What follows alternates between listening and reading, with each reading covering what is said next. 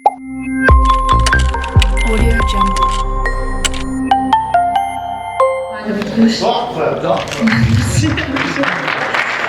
عايزة أشكر كل الناس اللي موجودة النهاردة. هم ما شاء الله كتير جدا، وعلى رأسهم مدام إسعاد يونس. عايزة أشكرها جدا جدا إن هي موجودة النهاردة. ماشي، بس كنت عايزة أقولها كده. عايزة أشكر كمان كل الناس اللي اشتغلت في المسلسل، من أصغر حد لأكبر حد. أولا نبتدي بالإنتاج أستاذ إيهاب طلعت وهشام جمال. وهشام طبعا مش بس الإنتاج، هشام كمان هو اللي ملحن الأغاني. عايزه اشكر امير طعيمه، هو اللي كتب لنا الاغاني. بشكر استاذ احمد الجندي المخرج الجميل جدا.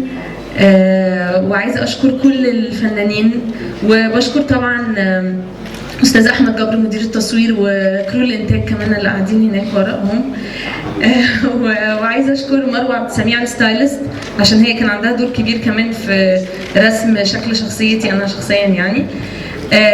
وبشكر بقى الفنانين الجمال اللي قاعدين معانا فيديو، او محمد سلام ومصطفى خاطر. معلش احنا ما قدرناش نحط لكم مشاهد كتير جدا لمصطفى، بس مصطفى هتشوفوا سربرايز يعني فظيعه في المسلسل ان شاء الله.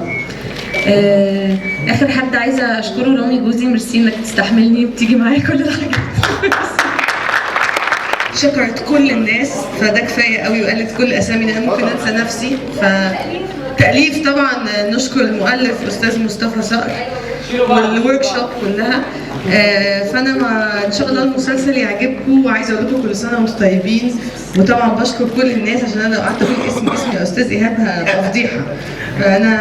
فانا تمام كده، حلوه قوي، والسلام عليكم، وحلوه قوي. مظبوط اللي انت قلته، عشان انا السنه اللي فاتت لعبه كانت بنت تعتبر شعبيه يعني، وطبقه تانيه السنه دي في غير نيلي، فعشان كده اخترت ان انا اعمل حاجه مختلفه يعني، واخترت دور نيلي. واني بس انا طبعا مبسوطه جدا ان انا بشتغل السنه دي مع دنيا، لان احنا ما كناش عارفين امتى هنشتغل احنا الاثنين مع بعض في فيلم او مسلسل. فالفكره يعني جت هشام جمال واستاذ ايهاب ودنيا فكروا ان احنا نكون مع بعض.